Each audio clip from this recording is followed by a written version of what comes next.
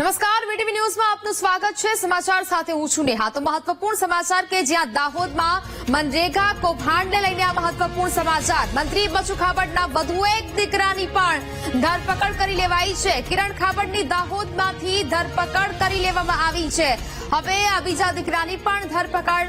મનરેગા કૌભાંડમાં મંત્રી બચુ ખાબડના વધુ એક દીકરાની ધરપકડ કરવામાં આવી છે। કિરણ ખાબડની પણ દાહોદમાંથી ધરપકડ કરી લેવામાં આવી છે। મંત્રી બચુ ખાબડનો વધુ એક દીકરો સકંજામાં આવ્યો છે અને હવે આ મનરેગા કૌભાંડમાં અત્યાર સુધી જે 35 જેટલી એજન્સીઓ છે તે રડારમાં આવી હતી ને હવે વધુ એક આ મહત્વપૂર્ણ સમાચાર છે તે મળી રહ્યા છે।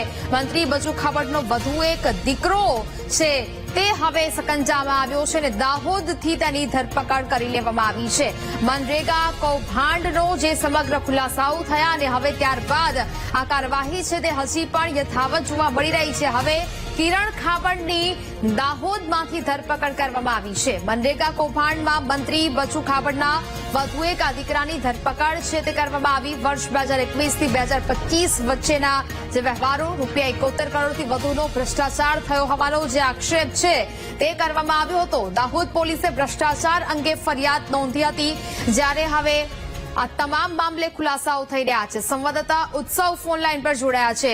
ઉત્સવ, મનરેગા કૌભાંડમાં મંત્રી બચુ ખાબડના વધુ એક દીકરાની ધરપકડ થઈ છે, શું વિગતો?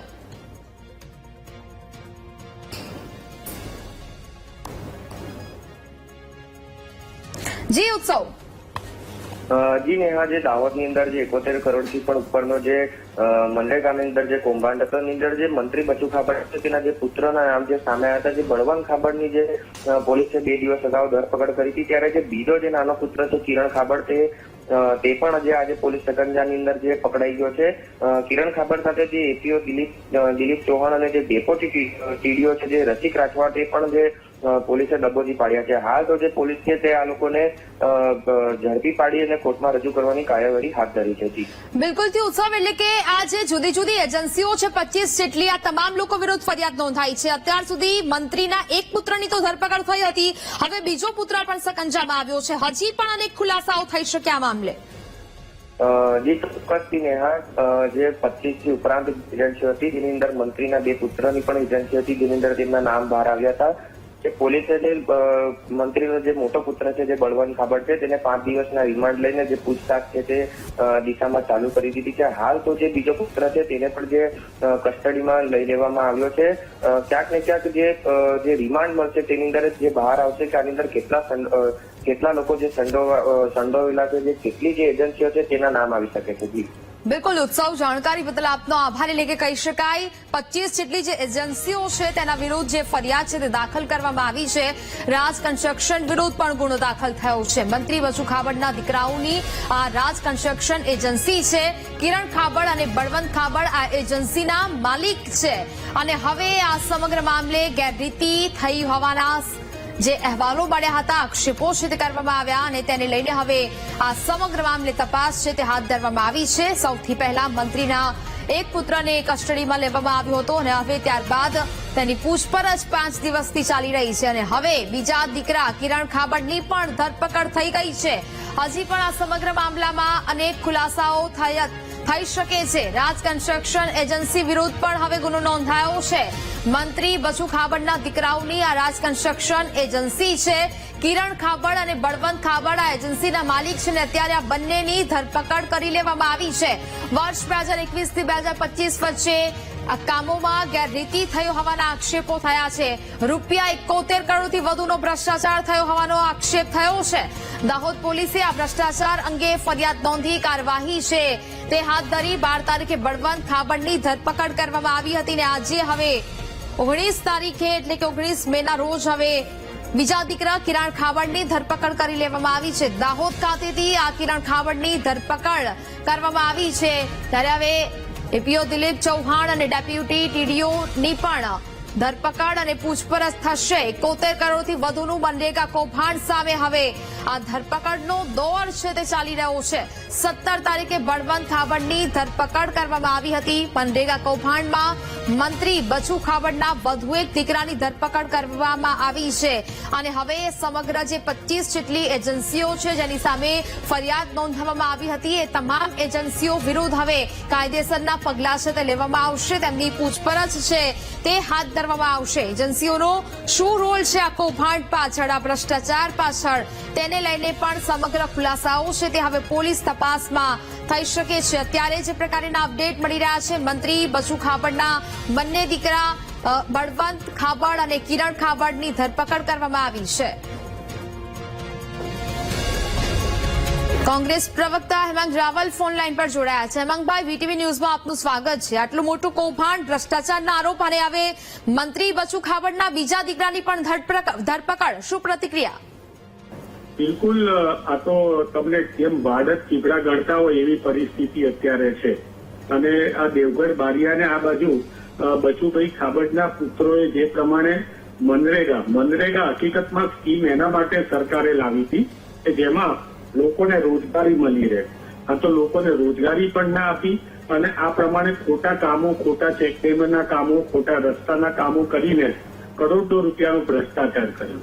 અને ભ્રષ્ટાચાર કર્યા બાદ તમને ખ્યાલ હોય તો આ લોકોએ પોતે આજ સુધી ધરપકડ ટાળવા માટેના પૂરતા પ્રયત્ન કર્યા.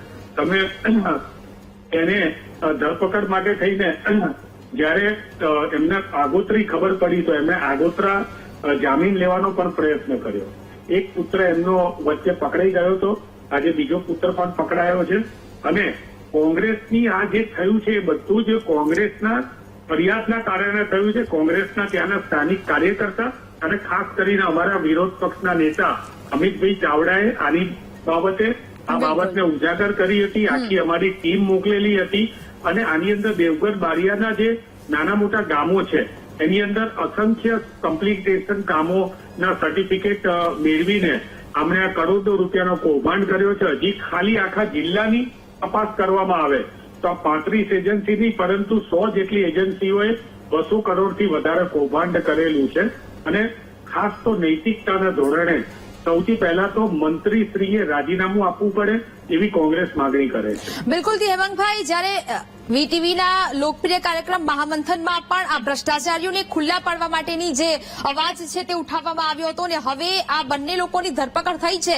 35 જેટલી એજન્સીઓ છે જેના વિરુદ્ધ ફરિયાદ નોંધાઈ છે, એટલે કે હવે અનેક ખુલાસાઓ થઈ શકે છે જો અહીંયા યોગ્ય તપાસ થાય છે તો, કારણ કે આ ખૂબ મોટું કૌભાંડ છે.